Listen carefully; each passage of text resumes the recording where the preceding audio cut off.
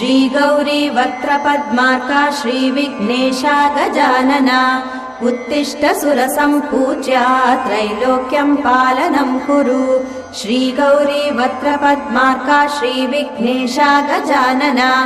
उत्तिष्ठ सुरसम्पूज्या त्रैलोक्यं पालनं कुरु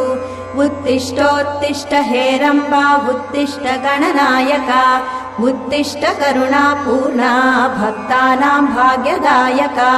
उत्तिष्ठोत्तिष्ठ हेरम्बा उत्तिष्ठ गणनायका उत्तिष्ठ करुणापूर्णा भक्तानां भाग्यदायका श्रीयाकुवाहन शिवात्मज दिव्यगात्रा श्रीभिन्नदन्तधनुजान्तक सूक्ष्मनेत्रा सर्वार्ति दुःख शमना फणिराजसूत्रा देवा गणेश्वर विभो तव सुप्रभातम्।